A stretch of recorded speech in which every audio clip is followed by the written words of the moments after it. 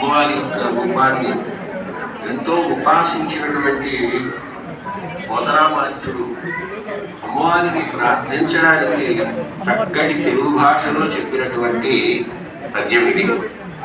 అందుచేత ఆ అమ్మ త్రిశక్తి రూపంలో ఉంటుంది. అందుకనే మహాసరస్వతి, మహాకాళి, మహాలక్ష్మి రూపంలో అమ్మవారి త్రిశక్తులను కూడా లోక కళ్యాణార్థం భక్తులకు ప్రసాదిస్తూ ఉంటుంది. ఆ తల్లి విద్యను, ధనాన్ని, శక్తిని కూడా ప్రసాదిస్తుందట. అందుచేత కుంకుమార్చన ద్వారా ఆ మహేశ్వరి యొక్క మహా అనుగ్రహాన్ని భక్తులు పొందడానికి అవకాశం ఉంటుంది. ముఖ్యంగా యోగాభ్యాసం చేసేటటువంటి వారు ఆ అమ్మవారిని ఆరాధించడం ద్వారా కుండలిని శక్తి కూడా జాగృతమై మహోన్నతమైన మహా అద్భుతమైన ఫలితం వస్తుంది అని ఆది శంకరాచార్యుల వారు మనకి సౌందర్య రాగంలో ఇలా చెప్తారు.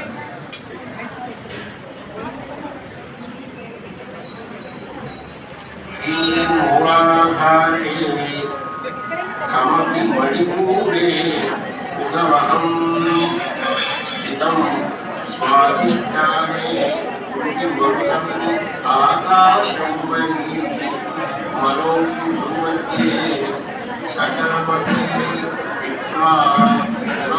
కార్యక్రమాన్ని జరపడానికి కావాల్సినటువంటి స్థలాన్ని అందించినటువంటి KC high school management Harsha గారికి, కార్యక్రమాన్ని నిర్వహించడానికి కావాల్సినటువంటి స్ఫూర్తిని అందించినటువంటి శ్రీ కళాధరయ్య గారు, అలాగే మంగళగిరి నుంచి అధ్యక్ష గురు మాతాజీ గారు వచ్చారు, భవానీ గారు, ఈ భవానీపురం వన్ శాఖ అధ్యక్షులు ఇతరుల గారు, ఇంకా మిగిలినటువంటి కార్యవర్గ సభ్యులందరికీ కూడా ఈ అమ్మవారి కుంకుమ పూజ శుభాకాంక్షలు తెలియజేస్తూ, రాబో దసరా శుభాకాంక్షలు తెలియజేస్తూ, ముఖ్యంగా గురువు గారు మనకి షట్చక్రాల గురించి చెప్పారు.